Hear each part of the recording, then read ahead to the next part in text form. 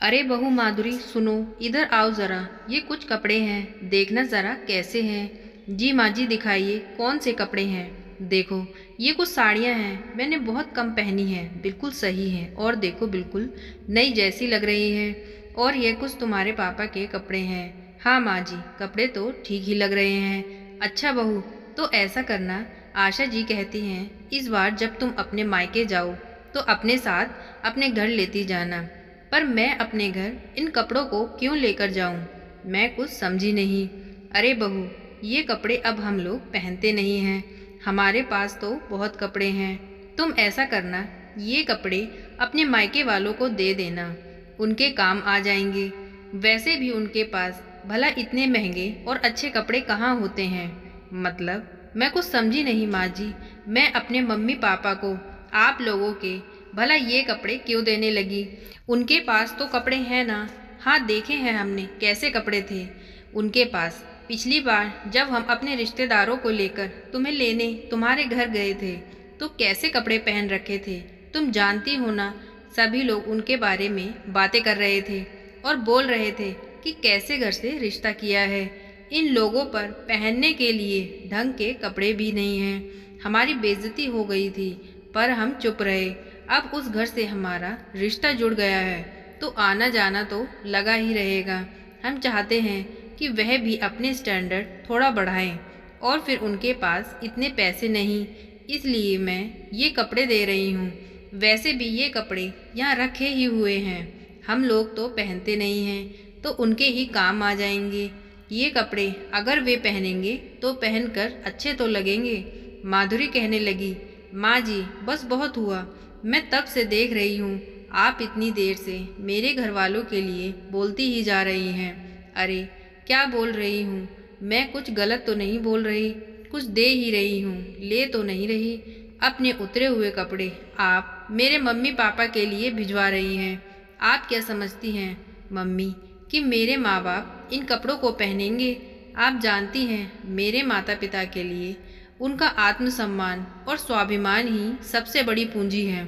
तो क्या हुआ अगर उनके कपड़े आप जैसे महंगे नहीं हैं, पर उनमें आत्मसम्मान है और वे दूसरों के आत्मसम्मान को भी अच्छे से समझते हैं। जानती हैं माँ जी, मेरे पिताजी की सैलरी भी बहुत कम थी, पर इतने में भी गुजारा करके उन्होंने मुझे आज इस लायक बनाया कि मैं महीने के 1 लाख रुपए कमाती हूँ।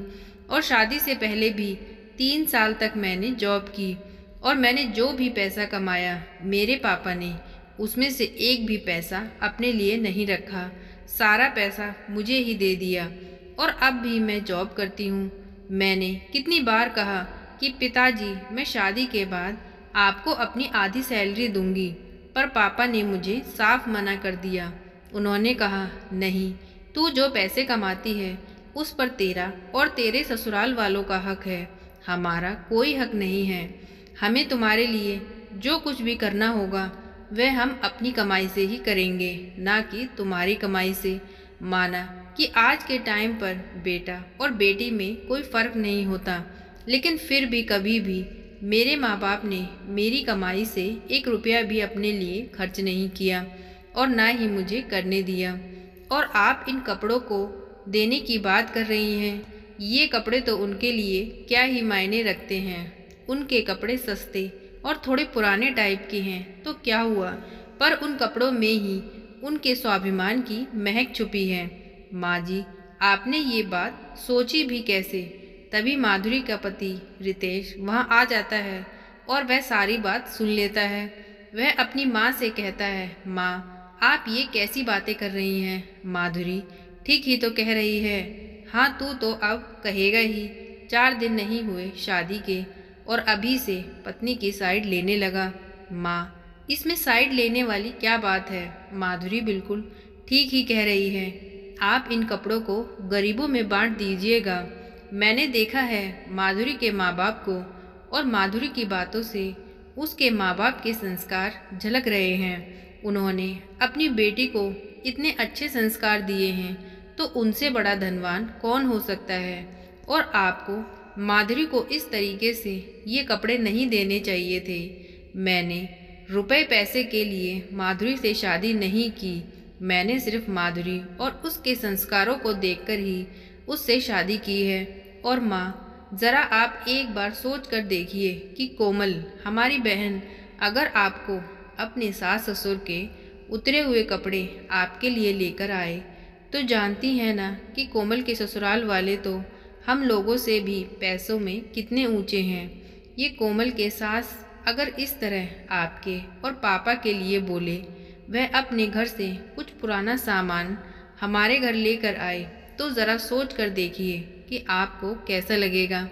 बेटे के समझाने पर आशा देवी को बात समझ आने लगती है और फिर उनको लगने लगता है कि शायद अगर मेरी बेटी की सास मेरे साथ कुछ ऐसा करती तो मुझे भी बुरा लगता। और फिर उन्हें अपनी गलती का एहसास होने लगता है। वे अपनी बहू से माफ़ी मांगने लगती हैं और कहती हैं, माधुरी बेटा, मुझे माफ़ कर दे। शायद पैसे की चकाचौंध ने मुझे अंधा बना दिया था, इसलिए तेरे माँ बाप के संस्कारों की कीमत ना पहचान सकी और सिर्फ पैसों की कीमत को ही सबसे ऊंचा समझ रही थी। लेकिन माधुरी इतनी संस्कारवान थी कि उसने पल में ही अपनी सास को माफ़ कर दिया। तो दोस्तों, हमें कभी भी ऊपरी साज सज्जा को देखकर किसी के अमीर या गरीब होने का अंदाज़ा नहीं लगाना चाहिए। दिखावा तो सिर्फ दिखावा ही होता है। दिखावे से कभी हमारे संस्कार की गहराई का पता नहीं चलता। हमारा आत्मसम्मान और स्वाभिमान सबसे बड़ा धन है। जिसके पास ये दोनों होते हैं, उससे बड़ा धनवान कोई नहीं होता। तो दोस्तों, ये थी इतनी सी कहानी। आज की कहानी आपको कैसी लगी प्लीज़ कमेंट करके बताएं। प्लीज़ वीडियो को लाइक करें, चैनल को सब्सक्राइब करें। Thank you.